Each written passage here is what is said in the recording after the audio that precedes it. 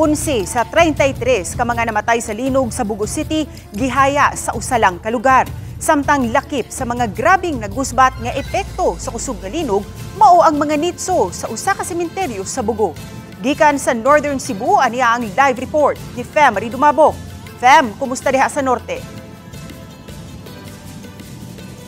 Ses nilang ang mga buhi ang grabe naapektuhan sa linog apan lakip na ang mga patay natugaw sa ilang malinawon unta nga pagpahuway. Human gitay ug na guba ang pipila ka mga nitso dinhi sa Corazon Cemetery sa Barangay Sambag, Bugo City. Sayo ganihang buntag pipila ang nituyo dinhi sa Corazon Cemetery aron ma-check kung lakip ba sa mga nangaguba ang nitso sa ilang mga gipanglubong nga nangamatay nga minahal sa kinabuhi. Usa na niini si Rosalina Ramos nga nagpapangadji na pud alang sa death anniversary sa iyang igsuong babae.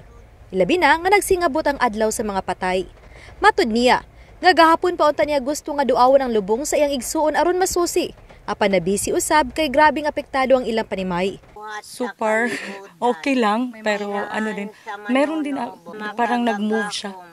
Pasalamat na lang niya nga gamayng pagpangliki lang ang iyang nabantayan sa nitso sa iyang igsuon. Matod sa caretaker sa Corazon Cemetery nga 50% sa kapin 20,000 ka mga nalubong dinhi ang nangaguba. Usa sa grabing nagusbat dinhi sa Corazon Cemetery kining susamag apartment type nga bone chamber. Din matod pa man sa caretaker nga kapin sa usa ka libo ka mga tag-iya niini sa mga bukog ang nagkasagul-sagul na tungod sa pagkahunlak ni ining bone chamber. Hinundan usa kini karon sa gikabalak-an usab sa ilang mga tagtungod ilabi na nga nagsiangat ang paggunita sa All Saints Day ug All Souls Day. Mas problema nila kining nitso sa mga bag-ong gilubong kay nakita na gyud ang mga lungon. Ang uban pa niini ang hapit gyud maablihan. Nasa mga patay deo nangguho ng mga kabaong nila. Yeah, marami ba ning problema gani sa among mga kaparian ngay ila maning parokya god.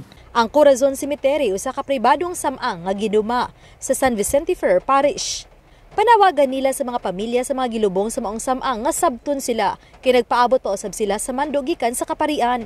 Samtang sa usa ka bakante nga luna sa Sitio Filomena sa Barangay Binabag, giusa nga gibilaran ang 11 ka magparyente ug managsilingan nga nakalas atol sa pagtay-og sa magnitude 6.9 nga linog sa Bugo City.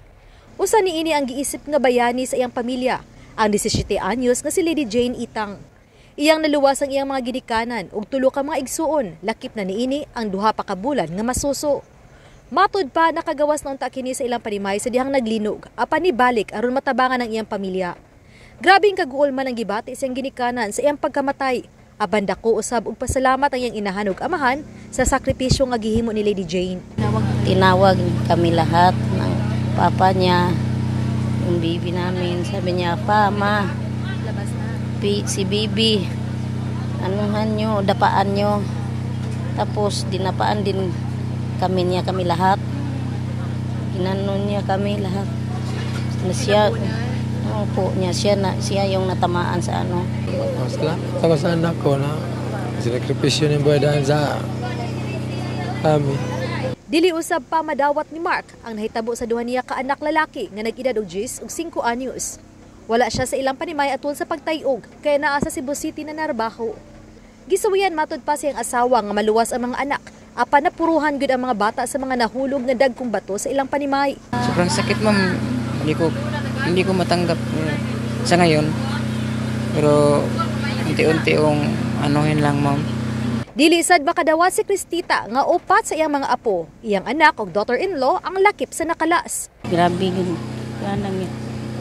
Pan ako lang gidawat kay saon man di manina to pagbuot. Nahimutang panimay sa mga biktima sa tiilan sa Bukirang Dapit sa Sitio Laray, Barangay Binabag. Nadatugan ang ilang mga balay sa midahiling bato ug yuta.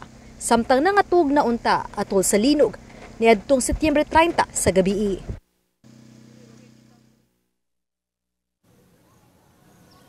Ses nakadawat man og mga tabang gikan sa gobyerno ug sa mga pribadong individual o grupo apan padayon nilang panawagan sa mga nabiling pamilya sa mga nakalas sa linog nga unta matabangan sila nga makabalhin og laing lugar alang sa sugod nila nga pagbangon. Samtang gikatakdang dungan nga ilubong karong Miyerkules ang 11 ka mga namatay dinhi sa Corazon Cemetery hinungdan nga usa kini karon sa giasikaso sa mga kawani dinhi sa Corazon Cemetery. Ses Dagang salamat, Fe Marie Dumabo.